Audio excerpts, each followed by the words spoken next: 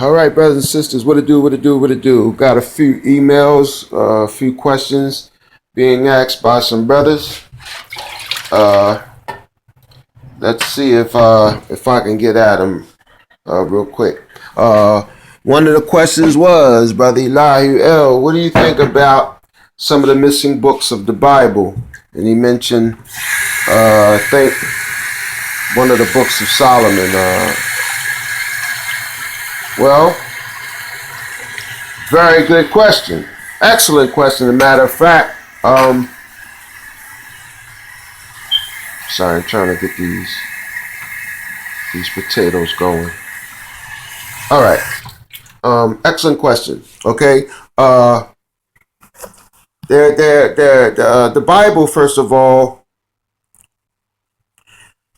it contains 66 books. All right. But there are a whole bunch of books, all right, that was left out of the Bible. Book of Jubilees, Book of Enoch. Most of them are Ethiopian texts. Okay. They will try to claim that although a lot of the texts were found really all over the world, but the majority were found in Ethiopia. Okay. You got a first and second book of Adam and Eve. You have the Book of Jubilees. You have the Book of Enoch. You have the apocryphal books, the Book of Maccabees, Ezra, all that stuff. You know what I'm saying? You have the original Dead Sea Scrolls, in which there are about 110 books. You understand what I'm saying? None of them included in the Bible. You will find a whole lot of Gnostic texts, hypostasis of the archons, paraphrase of Shem, it's a whole bunch of them. The Apocryphon of John. You have a second book of Revelations by St. John, John the Revelator. You have a Gospel of Philip, Gospel of Thomas, Gospel of Judas, Gospel of Mary Magdalene. There are a whole bunch of Gospels that did not make the final draft when Constantine called together the Council of Nicaea. Now, in the Council of Nicaea, what they claim is that the Catholic bishops and shit the cardinals and bishops could not agree on what books were considered what's called canonical, okay? A canonical text or a canonized text, all right? These are texts that they claim are actual God-inspired texts, okay? Are considered canonized or canonical, okay? And then they not only God-inspired texts, but have what's called the Pope or the Catholic Church seal of approval, okay? Anything outside of it is considered heretical, all right? Which is all bullshit. Okay. They what they did was they took out the shit, all of the books that mainly pinpointed you as being the Israel, the Hebrews, the chosen and favored above all other groups. All right, of races, and they kept that shit for themselves and hid them in their catacombs and vaults and shit. Okay. But like I told you before in one video, if you picking up from where the Bible is, you picking up at the goddamn end of the story, okay? The final like 6,000 years, all right? Then you have a whole bunch of books that precede the Bible from 5,000 up to 400,000 years prior. And this is where you start dealing with the Anunaki, okay? The Anunaki, all right? And they're very important. Listen, the Anunnaki piece to who Israel is, to the creation of man, who we are, how we got here, the DNA story, all of that shit. You listen, the Anunnaki piece is so important to the whole understanding of who you are, who God is, and why the fuck are you here? All right, which is the three questions that give one their purpose, okay? The Anunnaki story is not, but it's been always treated with a minimum of concern, and it's laughed at as like by those who don't know shit about it. They will immediately make fun of it, minimize the importance because they have no knowledge about it. Any motherfucker who will try to make light of or mockery of the Anunnaki stories, all right, have no understanding of spirituality, of religion, or none of that shit. You know what I mean? You can't call you that whole Kemetic shit. If you into the Kemetic Mayat stuff, that's still in the middle of the book. The Anunnaki shit precedes that, man, by hundreds of thousands of years, the Kemetic part. You understand what I'm saying? It starts off actually before I knew, it starts off with Tiamat. So you would have to get a copy of the scripts of no, actually these are stone tablets known as the Enuma Elish. Okay, the Enuma Elish. It's the story of creation, and it talks about Tiamat, Mumu, okay, Lama and Lahama, okay, Alalu, okay, Marduk, Allah. It talks about Allah. It's another text called the Astra. I forgot what the second name of that is. That mentions Allah. Okay, and these are all Sumerian texts. Okay, in the form of codexes. All right, tablets, clay tablets, cylinders, which were like barrel-shaped stone tablets, shaped like a barrel. All right, they were like cylinders, and you would rotate these and read them. Okay, like a Rolodex. You know what I'm saying? They were written like that. And these things are very old, and they contain the real heart of the story. All right. People talk about Zechariah Sitchin. He was FBI. Yes, he was all of that. But Zechariah Sitchin is not the fucking originator of the. You know what I mean? It's like trying to say the Bible is not valid because of King James Version. You know what I mean? You can't say the fucking Sumerian text ain't valid because Zechariah Sitchin. He didn't write the shit. King James ain't write the shit. Okay? They merely translated the shit. And the Sumerian tablets have been translated by many people. And here's the good part. All the different translators, some who were master translators like E. Wallace Budge, okay? Even Dr. York has a translation of Sumerian tablets called the Holy Tablets, in which he did around in the late 70s, early 80s, okay? Zechariah Sitchin did his in the mid 70s, okay? You know, E. Wallace Budge did his in the 60s. You understand what I'm saying? You got some going back as far as the 50s and 40s and shit like that, okay? So the translations all pretty much match. You dig what I'm saying? One thing about translated text, you can't fucking mistranslate the shit unless, you know, without being caught by someone else. Because someone else will catch your goddamn mistranslation, all right? So the shit is pretty sound in which the story that it tells. Now, well, I'm not gonna touch on the Tiamat, Mumu, Lama, Laama parts of the book and how Marduk defeats Tiamat, okay? And the naming of the planets, okay? The moon, Kingu, Mars, Lama, you know what I mean? And all those different types of things, all right? You can learn that story, and I told you the Enuma Elish, all right? Heavy story, okay? When Marduk destroys Tiamat is where you get the Earth and the Moon, and part of what's known as the asteroid belt, all right? They called it the stone bracelet in the Sumerian tablets, all right? But now just to get to the Anunnaki part of the story, you have a god which is known as An, okay? It's A-N. You might see it written as O-N, An. And An is what you would consider the Ein Sof. All right, remember, you have the unknown God that has three phases or three existences. You have Ein, okay? In the Kabbalah, you have Ein, all right? You have Ein Sof, Ein Sof, and then you have the most spiritual form, Ein Sof Or, okay? These is the highest part, or what you would call the nothingness of God, or what's called the prenoia of God. All right, it's the Trinity basically. All right, you have Pistis, which would be Ein Sof Or. You have Sophia, which is this consort. Okay, which is the father Pistis, the mother. All right, which is Sophia. And then you have the Son or the Holy Ghost, okay, which is so in Kabbalah, Pistis would be Ein Sof Or, Sophia would be Ein Sof, and then the Son would be Ein, okay.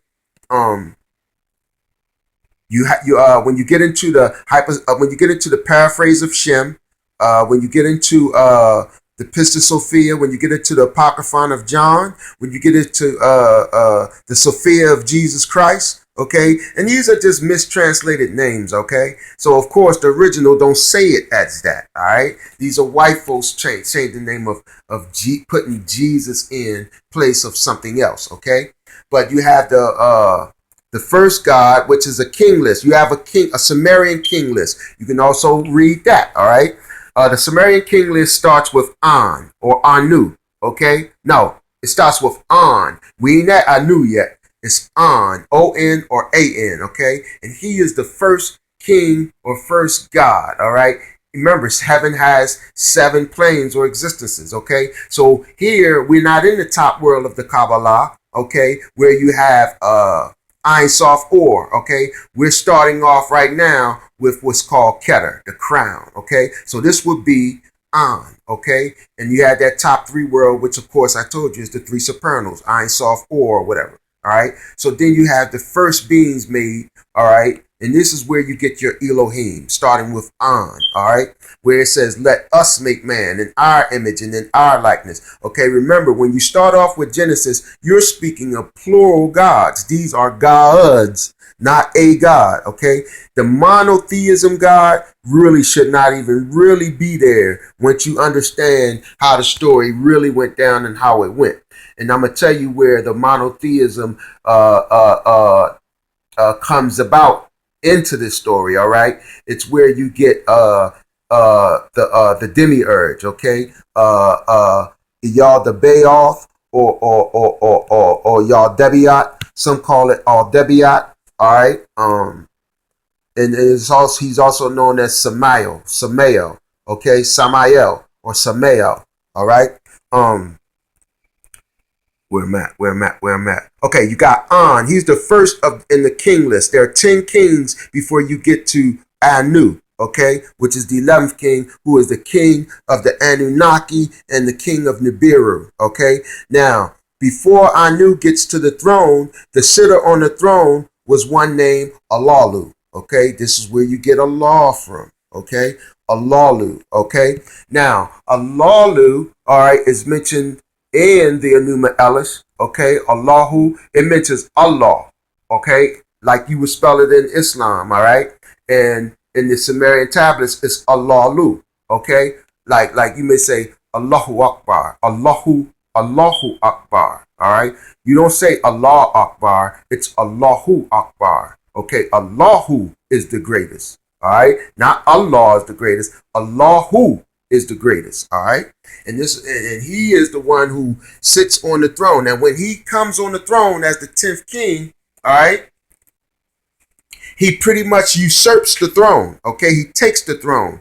Now, people are pissed. The Anunnaki kings or so-called successors, they have what's called a council, and these is where you get the 24 elders. All right, all the shit ties in. Once you read this Anunnaki and them Sumerian tablets and texts, man, it puts everything into some full understanding. It's like a whole new world opens up an understanding of this whole Bible piece. Okay, it's the piece that's been kept out. It's the missing key. It's the thing that will stop all atheists to say that it don't make sense. All right, it's the part that makes it all make sense, and that will make it easy for you to find all the goddamn so-called shit that they fucked with and tampered with in the book. Okay, these stories have just been retold, and here's in the Anunnaki and Sumerian tablets and all that. And you have also the book of Eridu. All right, where Eridu, that was the first civilization on Earth, started by Ea or Enki. Now Ea is where you get the word Yah. They spell it E-A, but it's pronounced Ea. And the word Yah, Y-A-H, is not pronounced Yah, it's pronounced Ea. Okay? It's spelled Yah, but it's pronounced Ea. Enki is Yahweh. Okay? And Enlil, his brother, half brother, is El. Okay? Hold tight. So, Alalu usurps the crown. Okay? And he claims to be the new king of so-called Nibiru. Now, that part, we're not sure if that's how the way it's supposed to be, but based on the translations, right? It's in there, so we're gonna say it is. But I've heard other scholars say they don't believe that the name of the planet is Nibiru and all that type of shit, right? And this thing, they got motherfuckers out there who deliberately write contradictory shit to the shit that they translate and find to keep you fucking mixed up, all right?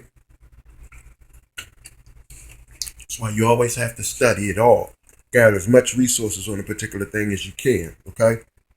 So, Alalu is being challenged based on his bloodline. Okay, this is motherfuckers who are of a particular bloodline that can only be kings, successors of the Agigi. The Agigi is the Anunaki. That's what they're also called, the Agigi. Okay, these are gods, all right?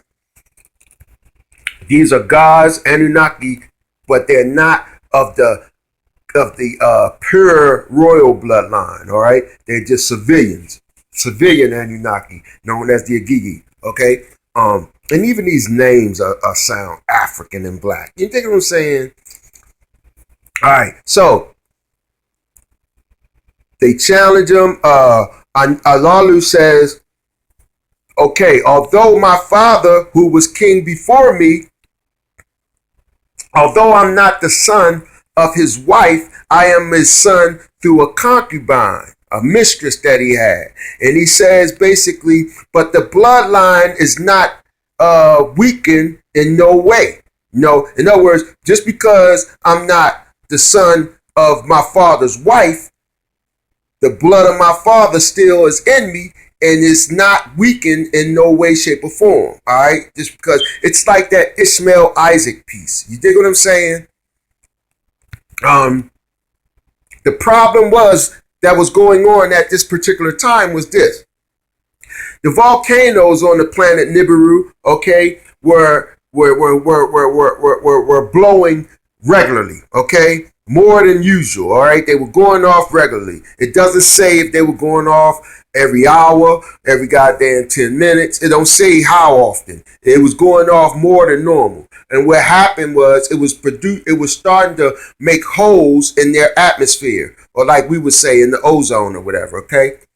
And they could not patch up. They was doing all kinds of, these were highly advanced individuals, all right? They speak of goddamn lasers. They speak of nuclear weapons. They speak of all kinds of shit. They speak of goddamn computers, probes with what they call lighted up faces, like a screen on a goddamn iPad or some shit, or like your phone. You know what I mean? That they would stick in the water or aim towards the ground, and it would let them know. It says in numbers the content of the elements in the ground or in the water, and they was able to, and the Alalu was able to spot gold. But I'm getting ahead of myself. I'm not going to tell you this whole story. I'm going to just summarize the shit, and hopefully I'll whet your appetite, man. Because listen, when I read this shit, when I learned the Anunnaki piece, man, it rocked my whole world and turned all my beliefs of what I thought I knew upside down. And it will make you have to totally reassess the entire shit. It's a beautiful story at the same time, and it still lets you know that it's all about you, okay? Us black people, all right? But at the same time, it's gonna rock your entire foundation. I'm telling you, all right?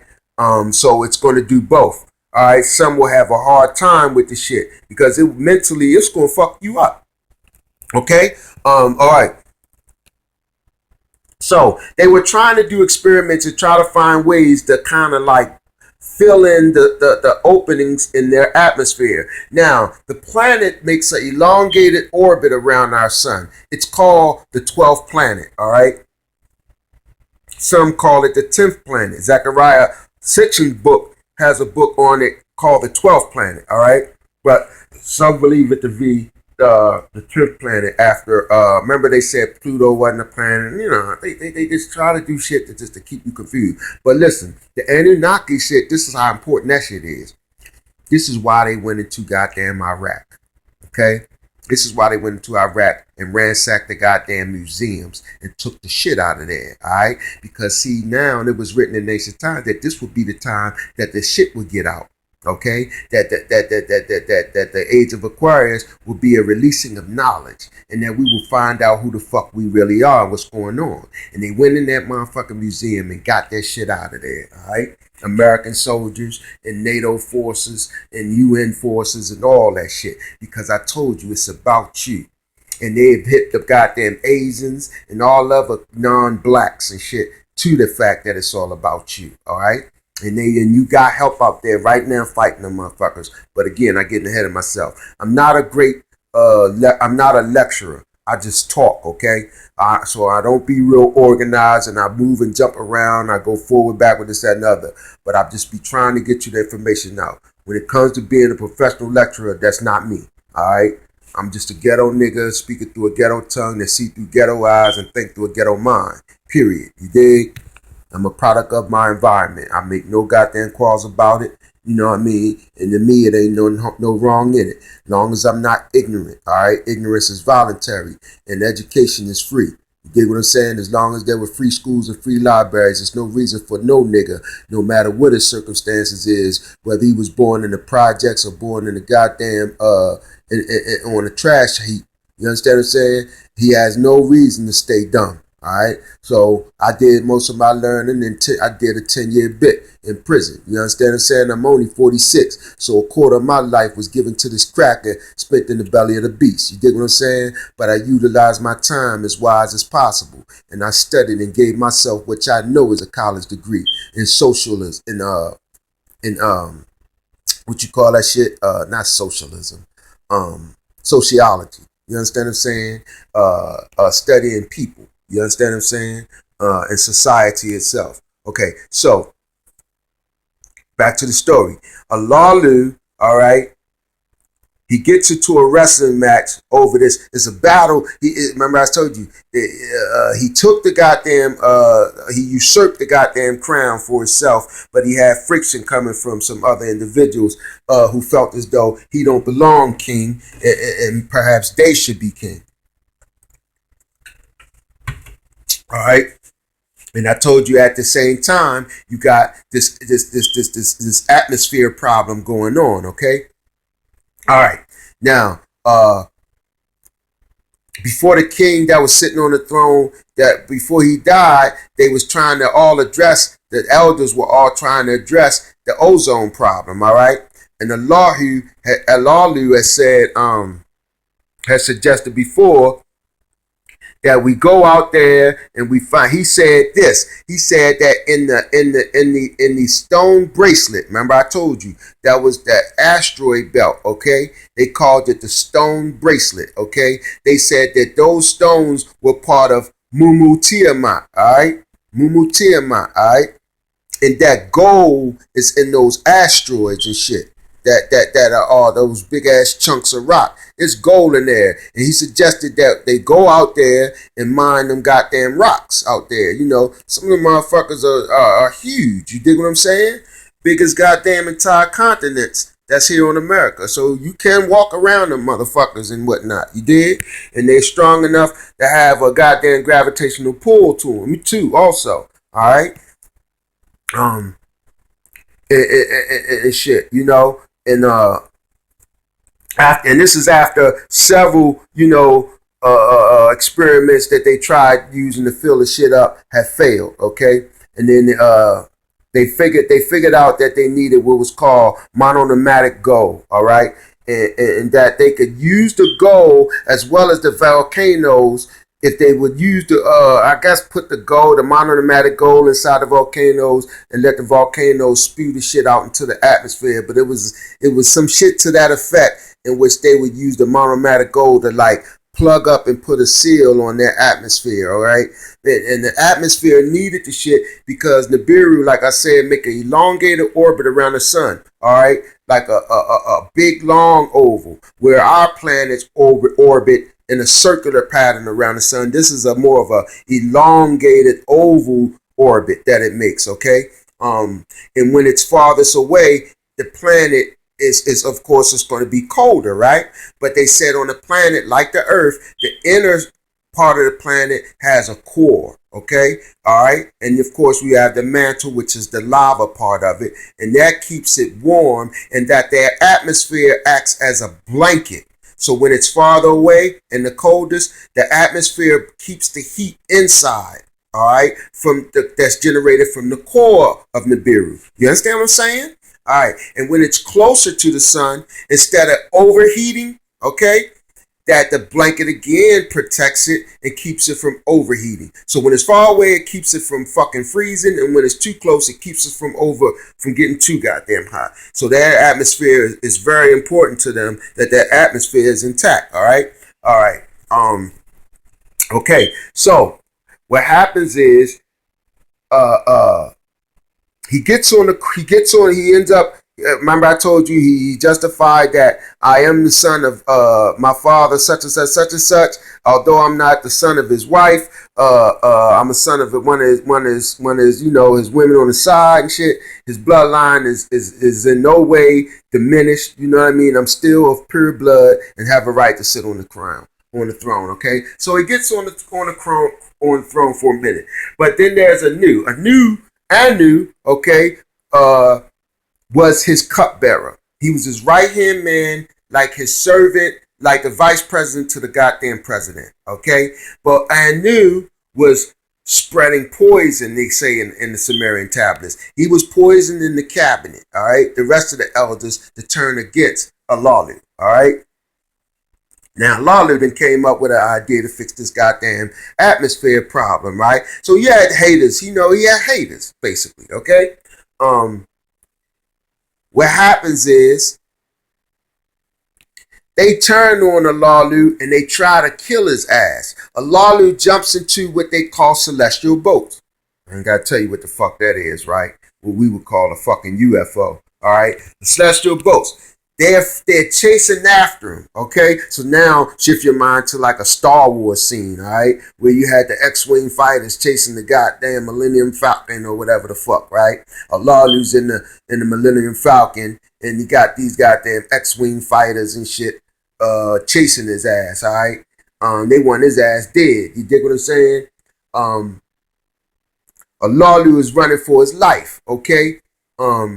He gets to the asteroid belt, and they all crashing into the motherfucker. But some way, Alalu is blasting some of the rocks and shit, and he's weaving, and he makes his way through what they call the celestial bracelet, or some shit they call the shit. They call it some type of bracelet, the stone bracelet, the celestial bracelet, but it was Mumu Tiamat who had been destroyed by Marduk, Enki's son, all right? In a battle, I told you can read that in the Numa Ellis, all right? The shit is so, listen, this is where you get that Star Wars shit from. They write in your history and they put that shit in the form of movie. Now, I told you before, they always do that shit to lower your apprehensions to the shit. So if you ever read the shit, or a motherfucker like me comes along and tell you about the shit, it's to lower your apprehensions. So you say, oh, this nigga crazy. This shit, nigga, you watch too many movies. I saw that in the movies. Nigga, that's Star Wars. You dig what I'm saying? So you treat the shit with a minimum of concern. And this is why they do that shit. Okay, so when you hear about federation councils of different species groups in Star Wars and shit, all that shit is real. They have here what's called the United Earth Alliance, and it's basically a new branch of a space branch of the United Nations Trilateral Commission, Council on Foreign Relations type shit, made up of different groups here on Earth, except blacks. All right, except blacks. It's a European, you could call it the Earth United Alliance or the European Union Alliance, but it's a space program full of white people, and of course, like the Trilateral, they allow the Asians in the motherfucking shit. Okay, that's basically how the fuck it goes. But I'm gonna keep it moving. Alalu makes it to Kingu. To Lamu. Lamu, I think, is Mars, okay? Mars was a way station for the Anunaki, okay? It's like, remember I told you, it was like they came here to mine a bunch of gold and shit. But when you got to Mars, you went there to a way station to make sure that the ship wasn't carrying enough weight. Like the journey from Earth to Mars, through the travel from there to there, you could pretty much gauge whether or not you was carrying too much of a load to make it all the way to Nibiru. Because they would have to wait what was called shars. A shar is one orbit. Okay, they call that a shar. You understand what I'm saying? In other words, what we would call a year, they call a shar. It takes 365 days for the Earth to make its one orbit around the sun. Okay, from point A to point A again. You dig what I'm saying? They called it a shar. All right. And Mars was a way station, okay? And that face on Mars is Alalu's face, all right? All that's in the Sumerian tablets. It's in the Lost Book of Enki, another Sirius scroll, also known as the Sumerian tablets, okay? You can get that on audio on YouTube. Josh Reeves is the best version of it. The Lost Book of Enki, Josh Reeves, Reeves. He has an audio in which he reads the whole entire Zechariah Sitchin version of the Sumerian text. It's heavy, okay? And you have the Enuma Elish, which is another one. And you have also, there were gods in those days. There's also an audio book on full audio books called The Gods of Mars. And that's not a text. It's a fiction book, so-called fiction book, because it talks about blacks who were gods on the planet Mars, and the one ruling the shit was ISIS, and that she's killing crackers and shit. Dig? And that's a serious audio book for just some enjoyment shit, not for study. The Gods of Mars, serious book. It's a series of about 3 books, all right? And that shit was written in, I think, the 40s or the 50s. About black gods on Mars. Tall motherfuckers. Anunaki shit. It's Anunaki shit. Alright?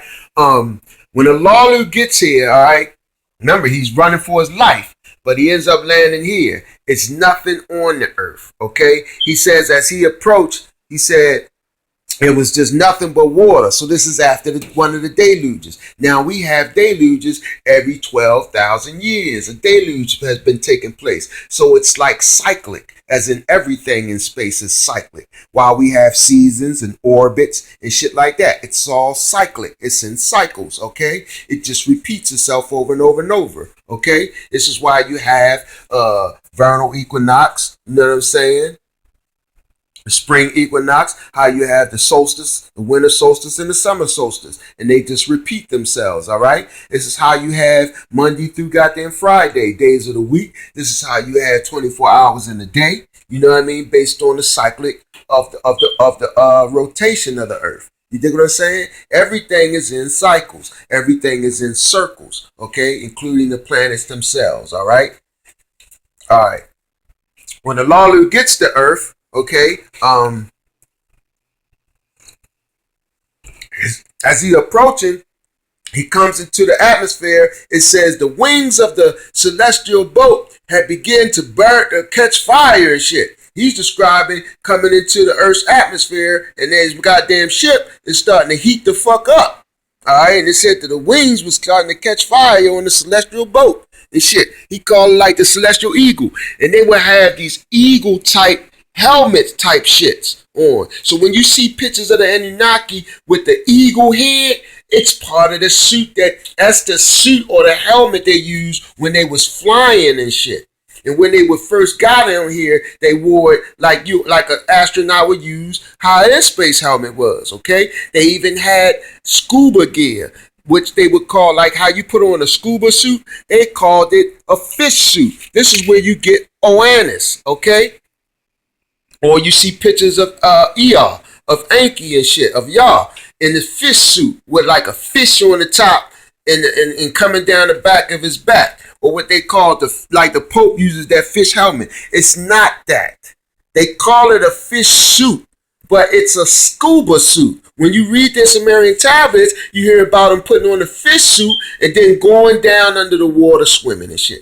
When you hear about when the deluge came, when Enlil wanted to destroy mankind and started that flood shit. All that shit is in the Sumerian tablets, man. It's so heavy. And Enki, Enlil wanted to destroy the... See, I can sit here and tell you the whole fucking story, but maybe I'll break it down into parts and shit. Maybe I'll go ahead and organize it into a thing and come up with my own condensed version of the Sumerian tablets. and tell it to you, okay? But if not, you can just read Josh Reed's part of it. But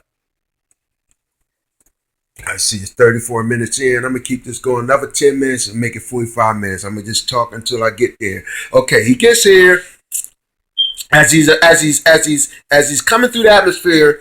His gauges are telling him that there's gold down there. He says, all this mostly water, okay? And he said, and land masses or mountains begin to rise at my command. Remember, these motherfuckers are gods, okay? They can make shit happen. They have science of elements and shit, and able to manipulate elements, all right? This is how Jesus studied. This is what they taught in shit like the mystery schools, where he learned to walk on water and shit like that, and to turn water to wine. They had the ability to manipulate atoms and shit like that, all right? So he's making some land formations rise, all right? And he lands his ship, okay? And it talks about he gets there and shit, and he said he's describing what he sees. Thick, plush vegetation and shit like that, right? But it's mostly like swampy-like. It's kind of swampy-like. You know what I mean? How a swamp has that greenhouse kind of thick humidity, and it's swampy like though, all right? So he says he puts on his fish suit, right? And he starts to walk into, some of the water and shit, and he says he's sticking the stick. He calls it a stick. He puts the stick into the water, and it says the illuminated face and shit indicates there's gold. There's gold on the ground and there's gold in the water. He says, right? The illuminated face. So this motherfucking stick has a screen on this motherfucker. He called it a probe, not a stick. He put the probe in the water and the face of the probe lit up. That's what he said. So this motherfucker has a probe. He has a probe with a screen attached to the shit. And it talks about numbers indicating that gold is there. You dig what I'm saying? He said lots of it. You dig what I'm saying? So he goes back. He said, and he tastes the water. He said, but that water wasn't fit to eat, fit to drink or whatever, right? I guess that was the saltwater shit, right? And then he says he walks around and he says he found some other water. And he said he tasted that water, and he said he stuck the probe in it. He didn't taste it. He stuck the probe in it. That water wasn't good to eat. He finds another piece, like a pond or whatever, a stream, whatever. He said, and the probe indicated that water was good for eat. He said, wow, a great planet. He said lots of gold. He said water. That it has water that's good for us, that's good to drink. He said, so he goes down and he's starting to, I guess, like use his canteen or whatever to get some water, and all of a sudden a big ass, he called it, like, I forget how he described it, a thing that resembles a rope, he said, jumps up and tries to, bite him or shit. It's an anaconda when you hear him describing the motherfucker. Big ass anaconda, right? He says he pulls out his weapon and he shoots the motherfucker with a laser, right? Shit is wild, yo. It's serious, right? Now, mind you, this shit is written 5,000 years, yo, before the goddamn book of Genesis, okay? This is not see, that's what I'm saying. This ain't no modern shit. This is some shit, prehistoric, ancient shit, all right? This is how civilized your ancestors are, okay? How civilized they are.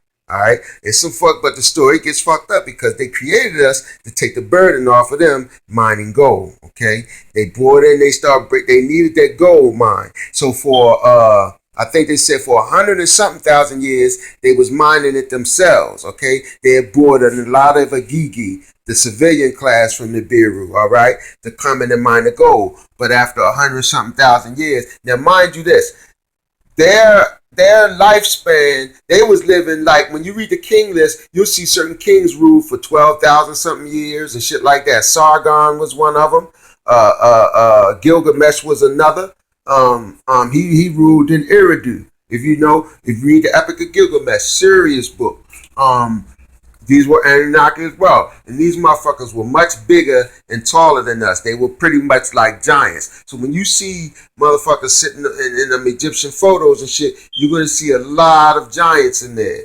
All right, Thoth was a giant. Read the Emerald Tablets of Thoth. And he talks about when he first came there, how the motherfuckers came with their spears and shit. And he said he hit them with some type of ray that froze them in their tracks where they couldn't even fucking move. And he said then he started explaining to him who the fuck he is and how he used his ship, his spaceship, to build them goddamn pyramids. And they were meant to be a beacon, okay, for motherfucking for other Anunnaki and shit when they would come into the atmosphere of the beacons, as well as all the other so-called pyramids. They when the Anunnaki get here or whatever, they start spinning. Enki was supposed to be that's why you get Earth from Ea, or Yah, Ea. That's where you get the name Earth from. Earth was supposed to be his domain and rulership. And his brother Enlil, his half-brother Enlil, was supposed to be king on Nibiru. Enlil comes to this motherfucker, also known as El, and he decides he likes Earth, right? And he wants to start fucking with the people that Ea and his sister Nanursha. It's 3 siblings, okay? They each got different mothers, but they're all got the same father, who is Anu, okay? It's Enlil. All right, it's Enki is the oldest, but his mother is not Anu's wife. Enlil is second.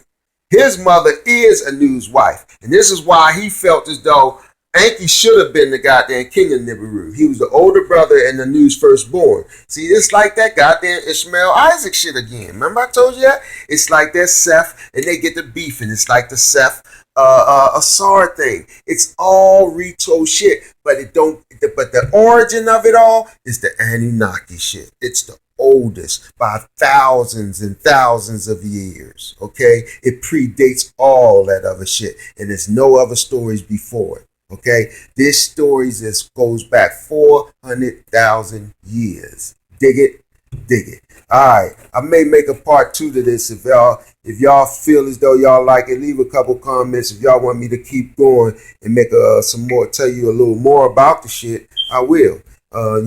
Just let me know. All right, it's Brother Dial. Peace.